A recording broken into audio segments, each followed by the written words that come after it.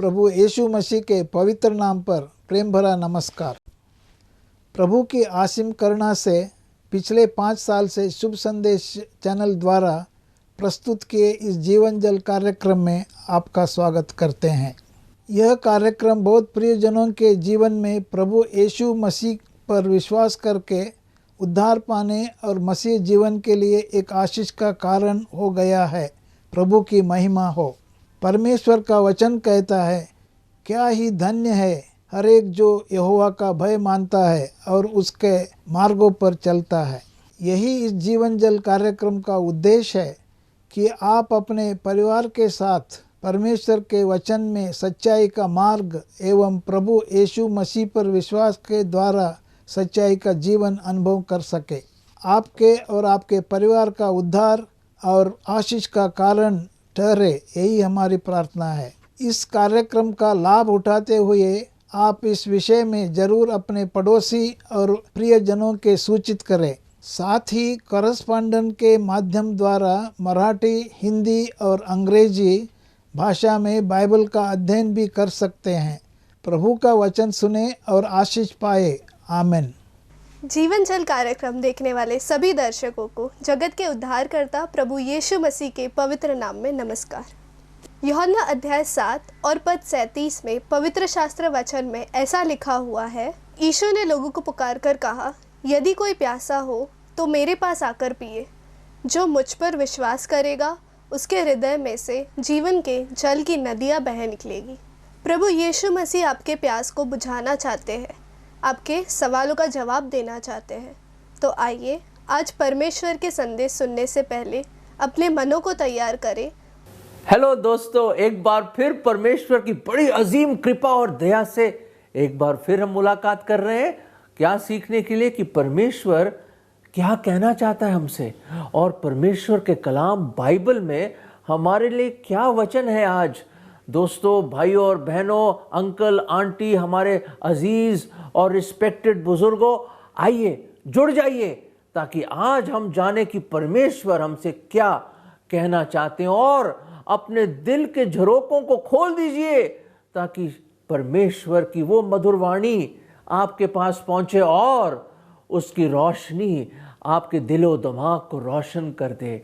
मेरे अजीजों, आज मैं बताना चाहता हूं कि कभी आपने तरबूज खाया? तरबूज, हाँ, वही हरा है बाहर से और अंदर से लाल, और जब उसकी फाड़ी को लेकर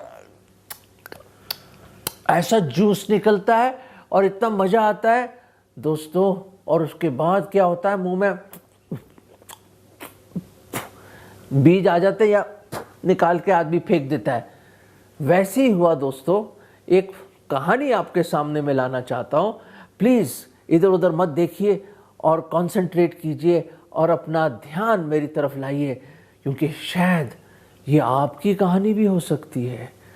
तो हुआ ये कि राजू है और जो एक गांव में रहता है और उसके डैडी किसान है, और उनके क्या है कि उनके पास क्या है, तरबूज की बेलें लगी हुई हैं और बड़ा अच्छी वहाँ पे ज़मीन है। वहाँ पे खूब तरबूज बड़े मज़े से होती है और वहाँ पे बड़ी गर्मी पड़ती है। और वहाँ पे एक समय की बात है, फादर ने खूब सारी सब्जियाँ और चीज़ें मंडी में ले जा रहे थे। सुबह निकलना था, शाम को आना था, और उनकी मम्मी भी घर पे नहीं थी, वो अपनी मम्मी के घर गई हुई थी। तो उसके डैडी ने कहा, राजू, मुझे पता है तुझे तरबूज बहुत पसंद है, पर ये देखिए बेल में पकी हुई तरबूज हैं, बहुत अच्छे अच्छे, मुझे बेचने हैं। ध्यान से, ज़्यादा नहीं, एक खा सकता है, उससे ज़्यादा नहीं, खबरदार। राजू ने कहा, डैडी जी ठीक है डैडी जी, जैसा आप बोलते हैं वैसे ही करूँगा डैडी जी। मैं, आप जानते हो, मैं बहुत वफादार हूँ और मैं बहुत आज्ञा का पालन करने वाला। मैं जानता हूँ, पिताजी ने बोला। आज्ञा का पालन करता है, पढ़ाई लिखाई करता है नहीं, क्रिकेट खेलता रहता है सारा दिन। पर याद रखें, शाम को आऊँगा और एक ही तरबूज नहीं, और यहाँ पे देखिए पढ़ाई करना, इधर उधर खेलना मत। जैसे पिताजी अक्सर बोलते हैं हमें, है ना। याद आ गई अपने डैडी की। राजू ने बड़ा इज्जत से डैडी को बाय बोला और डैडी चले गए, और अचानक उसकी आंख किस पे गए, वो जो उसके दीवार के पास वो जो बेल लगी हुई थी और बड़े बड़े, इतने बड़े बड़े तरबूज, और उसको बेहद पसंद थे। तोड़ लाया डैडी ने एक तो बोला है खाने के लिए, आया अंदर से किचन से चाकू लाया, काट के खूब खाया, मजे से, खूब मजे से खाया और थूकता रहा इधर थूक थूक थूक बीज को। फिर उसने कहा भाई मन नहीं भरा जी, एक छोटा वाला और ले लेता हूँ, वो भी खा लिया। फिर कहते एक और ले लेता हूँ, वो भी खा लिया। अरे 4-5 खत्म कर डाले इतने इतने उसने, बड़े वाले तो नहीं खा पाए, छोटे वाले खा लिए उसने सारे। मेरे अजीजों कई तरबूज खा गया वो, और शाम हो गई, जब देखो थोड़ी देर में आके तरबूज खा रहा है। और बाद में उसने देखा यार ये तो कम पड़ गए यार, अब क्या करें। तो उसने देखा यहाँ पे बड़ा गंदा हुआ छिलके पड़े हुए और यहाँ बीज पड़े हुए। उसने क्या करा, जल्दी झाड़ू लाया और झाड़ू से ऐसी सफाई करी, ऐसी सफाई करी उसने, सफाई करके सारा इकट्ठा किया उसने और पकड़ के क्या करा, उसने कहा कहाँ डालूं, अरे डस्टबिन में डालूंगा, कूड़ेदान में तो डैडी को पता चल जाएगा, मम्मी को पता चल जाएगा मैंने इतने खा लिए तरबूज, किसी को दिए भी नहीं, खुद ही खा गया मैं। तो उसने क्या करूं मैं, उसने क्या एक आइडिया आया।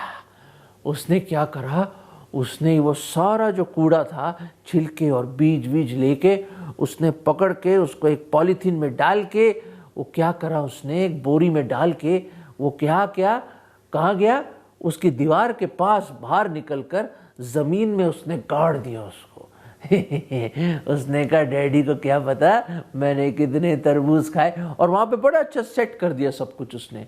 शाम को डैडी आए, उसने कहा राजू, हाँ डैडी देखिए मैंने, देखो ज्योग्राफी हिस्ट्री मैंने हिंदी भी पढ़ ली है। वाह बेटा आज तो कमाल हो गया, हमारे प्रार्थनाओं का जवाब मिल गया हमें। और उधर से मम्मी भी आ गई, मम्मी बड़ी खुश, बड़ी अच्छी बिरयानी बना के आई थी नानी के घर से, और उन्होंने सब कुछ खाया। दोस्तों ऐसे ही कुछ हफ्ते बीत गए, पता ही नहीं चला कि कितने तरबूज राजू ने खाए। पर एक दिन कई हफ्तों के बाद पिताजी एक डंडा लेकर आ गए अंदर। उसने कहा राजू, जिस दिन मैं मंडी में गया था 2-3 महीने पहले की बात है, हाँ मैंने तुझे मना करा था तरबूज खाने के लिए, तूने तरबूज खाए थे। पिताजी कैसी बात कर रहे हैं, मुझे याद है वो दिन, मैंने तो होमवर्क किया था, सारी पढ़ाई की थी, मैं तो क्रिकेट खेलने भी नहीं गया। पिताजी आप देखो कहाँ, मैं सब तरबूज ऐसे ही तो बेल में लगे हुए थे, आप आए कि सब चेक किया आपने।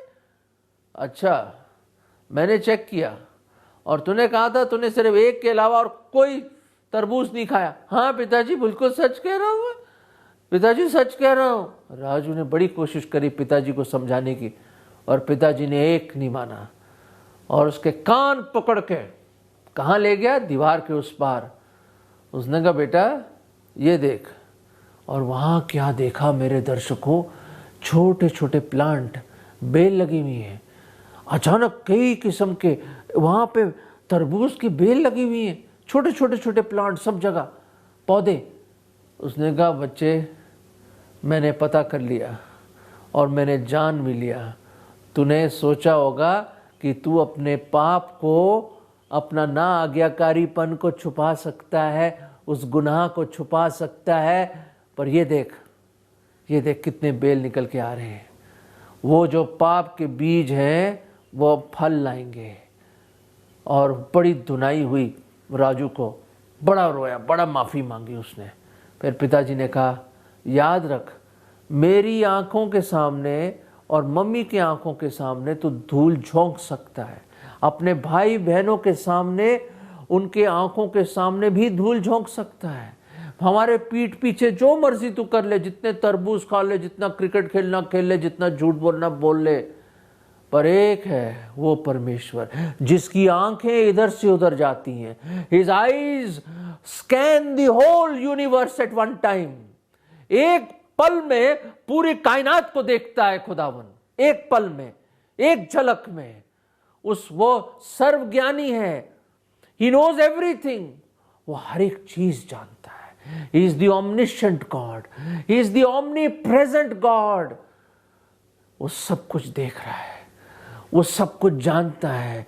हमारे हर गुनाह को, हर बुरे शब्द को, हर बातचीत को, हमारे हर घमंड को, हमारे हर लालच को, हमारे हर जलन को, हमारे हर ईर्ष्या को, हमारे हर झूठ को, हमारे दिल की गहराई के अंदर जो चीजें छुपी हुई हैं, जो कड़वाहट, जो ईर्ष्या, जो घमंड, वो सब जानता है।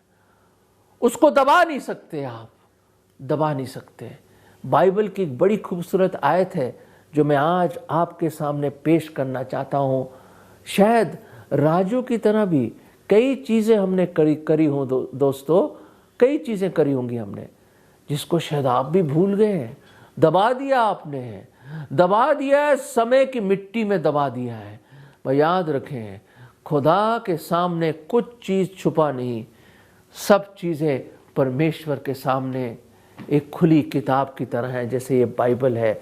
और एक बड़ी खूबसूरत आयत मैं आपके सामने लाना चाहता हूँ आज, वो ये है गिनती की पुस्तक। शुरू में पुराने नियम में जेनेसिस, एक्सोडस, लेविटिकस, नंबर्स, चौथी पुस्तक बाइबल की गिनती, और उसके 32वें अध्याय में चैप्टर 32 और एक छोटा सी एक सेंटेंस है, वो मैं आपके सामने लाना चाहता हूँ। बहुत गहराई है और चेतावनी है। It is a warning. ये एक चेतावनी है, गंभीर बात है मेरे अजीजों, बहुत गंभीर बात है। और उसके 23वें पद में क्या लिखा है, नंबर्स 32 एंड वर्स 23 के आखिरी पार्ट में क्या लिखा है, You have sinned against the Lord, तुमने परमेश्वर के सामने गुनाह किया है। And be sure your sin will find you out, याद रखें तुम्हारे पाप तुम्हें ढूंढ लेंगे। राजू, तूने अपने गुनाह को छुपाया था, तूने ना आज्ञाकारीपन को छुपाया था, तूने जो गलत किया उसको तूने दबा दिया, पर क्या तू छुपा पाया राजू? नहीं। दोस्तों, शायद 70 साल हो गए, 80 साल हो गए, या शायद 6 साल हो गए या 20 साल हो गए, कुछ आपने गलत किया जो अभी तक आपका ज़मीर आपको काट रहा है। पर याद रखें, परमेश्वर कुछ भूलता नहीं है, वो इंसान नहीं है। और यहाँ पे परमेश्वर कहता है कि तूने मेरे खिलाफ गुनाह किया है, पाप किया है। और याद रखें, be sure your sins will find you out. चेतावनी है ये एक वार्निंग है कि खबरदार हो जाओ कि तुम्हारे गुनाह तुम्हें ढूंढ लेंगे एक दिन। Your sins will find you out. दोस्तों, ये बहुत गंभीर बात है।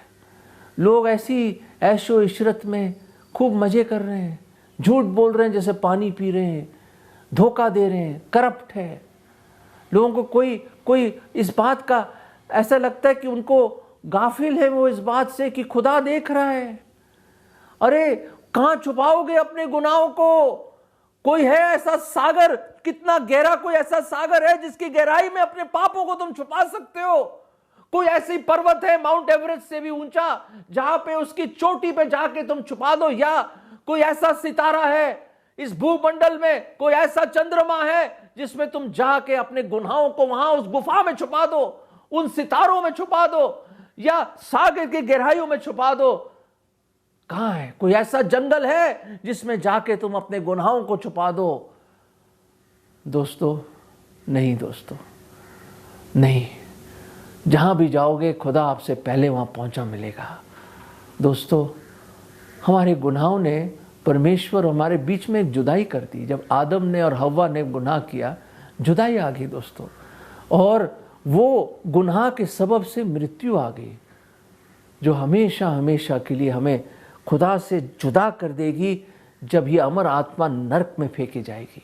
क्योंकि याद रखें, परमेश्वर बहुत दयालु है, अनुग्रह से भरपूर है, मोहब्बत और दया का सागर है वो, पर एक न्यायी भी है वो। ही इज अ राइचियस जज, एक धर्मी न्यायी भी है वो, और किसी का कर्जदार नहीं है। He is a respecter of nobody. वो धर्मी परमेश्वर है। He is a just God. वो न्यायी परमेश्वर है। दोस्तों, वो मोहब्बत करता है आपसे, वो विनती करता है कि लौट आओ। वो सब कुछ जानता है आपके बारे में। राजू, तू छुपा रहा था, पर सब कुछ बाहर निकल के आ गया, सब कुछ आ गया। मेरे अजीजों, हर एक चीज परमेश्वर की उस किताब में लिखी गई है। एक बहुत खूबसूरत एक गीत है जो मैं आज आपके सामने पढ़ना चाहूंगा। गा तो सकता नहीं हूं मैं, पर एक बड़ी अच्छी गीत है जो मैं आपके सामने पढ़ना चाहता हूं, और वो इस तरह है। उसके अल्फाज इस तरह हैं, खूबसूरत शायरी है ये। खुल जाएंगी किताबें जब भी हिसाब होगा, खुल जाएंगी किताबें जब भी हिसाब होगा, इंसाफ का तराजू यीशु के हाथ होगा। जो भी तू कर रहा है यीशु वो देखता है। गौर फरमाइए, जो भी तू कर रहा है यीशु, प्रभु यीशु मसीह वो देखता है। हर पल का तुझे इंसाफ देना हिसाब होगा, हिसाब देना होगा। बाइबल में लिखा है, it is appointed unto a man once to die and after that the judgment. इंसान को मुकर्रर किया गया एक ही बार मरना और उसके बाद न्याय। नहीं बच सकते हम, कोई नहीं बच सकता, आप ही नहीं, कोई भी नहीं बच सकता। हर एक ने गुनाह किया है, हर एक उसकी महिमा से गिरा हुआ, कोई नेक नहीं है। आज अभी ही मुड़कर यीशु बुला रहा है, वरना ये याद कर ले तेरा ही नाश होना है। खुल जाएंगी किताबें जब भी हिसाब होगा, इंसाफ का तराजू यीशु के हाथ होगा, होगा, जरूर होगा। पहली दफा जब वो आया 2021 साल पहले, इस जगत का उद्धार करता बन के आया। एक छोटे से बेथलेहम शहर में, एक गौशाला में, एक चरनी में वो खुदावंद, वो परमेश्वर मुजस्सम हुआ इंसान बन के आया। उसका नाम यीशु रखा गया, जो अपने लोगों को उनके गुनाह से बचाएगा। Yeshu, Jesus will save his people from their sins. और मसीह मतलब क्राइस्ट, द अनॉइंटेड वन, जो मसा करके भेजा हुआ, वो आया इस जगत का उद्धार करता बन के। वो परमेश्वर, वो सच्चा परमेश्वर आया हम लोगों को बचाने के लिए। एक समय आ रहा है मेरे दोस्तों, जो क्या होगा, ये देख रहे हैं एक तराजू ले आया मैं आपके लिए। एक तराजू देखा होगा, सब्जी मंडी में देखा होगा, आपके सब्जी बेचने वाला आता है, अलग अलग जगहों में तराजू आपने देखा होगा, है? ये है वो तराजू। और किसके हाथ होगा मेरे अजीजों? और दिन कभी भी आ सकता है, प्रभु यीशु मसीह के हाथ में होगा वो तराजू। याद रखें मेरे अजीजों कि एक समय आ रहा है, बहुत जल्द आ रहा है, हमारा प्रभु यीशु मसीह लौट के आएगा। उसने कहा, देखो मैं शीघ्र आने वाला हूं। वो सलीब पर हमारे गुनाहों के लिए मारा गया, गाड़ा गया, तीसरे दिन जी उठा, और वो जल्द लौट के आने वाला है। पर मैं आज आपको एक छोटी सी एक्सपेरिमेंट करके दिखाना चाहता हूं। एक्सपेरिमेंट, कल्पना कीजिए कि ये आप हैं। देखिए, ये देख रहे हैं आप? ओहो, अरे ये देखिए नीचे जा रहा है, ये नीचे जा रहा है। अब इस तराजू को कैसे बैलेंस कैसे किया जाए दोस्तों? बैलेंस कैसे करें हम इसको? इस बैलेंस कैसे करें इसको? बैलेंस क्या? अब इसको बराबर करने के लिए, खुदा न्यायी परमेश्वर है, इसको बराबर करने के लिए क्या कर सकते हैं आप? हाँ, यहाँ पे क्या रखेंगे जो बराबर हो जाएगा? ये देख रहे हैं, गुड वर्क्स।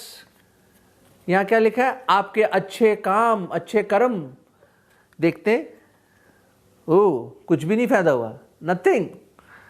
ये क्या है? फैमिली बैकग्राउंड, पारिवारिक पहचान। शायद आपके बड़े अच्छा फैमिली होगा, हाँ, और मेरे बाप दादा बड़े मिशनरी थे, या मैं फला जाति का हूं, मैं ये हूं, मैं वो हूं। देखते कुछ फायदा होगा? नहीं, अभी भी डाउन है भाई। आपके परिवार का कुछ फायदा नहीं है।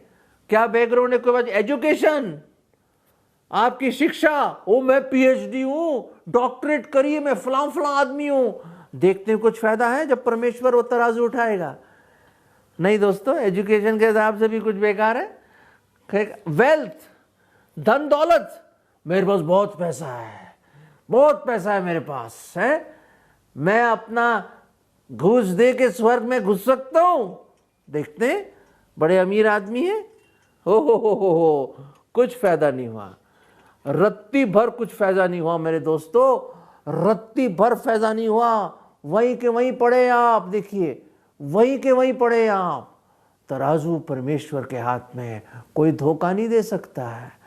अब देखते और क्या उपाय है इसका, और उपाय देखिए, ये देखिए और नीचे चला जा रहा है वो तो। ताकत, पावर है, पावर, क्या पावर इसको कुछ कर पाएगी?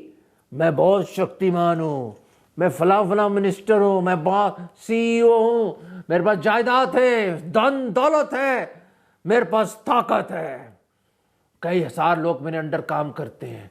कर लीजिए भाई, आप सिकंदर हो या मुकद्दर का सिकंदर हो, जो मर्जी सिकंदर हो आप, आपका पावर, आपकी शक्ति, आपकी शिक्षा, आपके फैमिली बैकग्राउंड कुछ नहीं कर सकता। ये कौन सा पत्ता आ रहा है? इंसान ने अलग अलग रास्ते बनाए हैं, परमेश्वर की खोज में अलग अलग रास्ते बनाए हैं। दोस्तों, कुछ फायदा नहीं हुआ।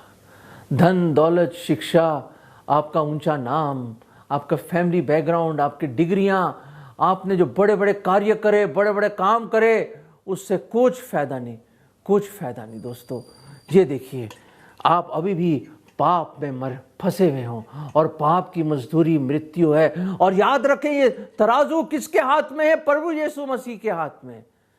पर दोस्तों, ये सारी चीजें बिल्कुल बेकार है, इससे कुछ नहीं हो सकता, कुछ नहीं, बेकार है, ये सब बेकार है। हम जैसे गुनहगारों को बचाने के लिए परमेश्वर मुजस्सम हुआ। 2021 साल पहले परमेश्वर इंसान बन के आया और ये उसने हमारे बदले में अपनी जान दे दी। वो मारा गया, गाड़ा गया, तीसरे दिन जी उठा और जीवित ही स्वर्ग में गया। And he met the righteous demands of a holy God.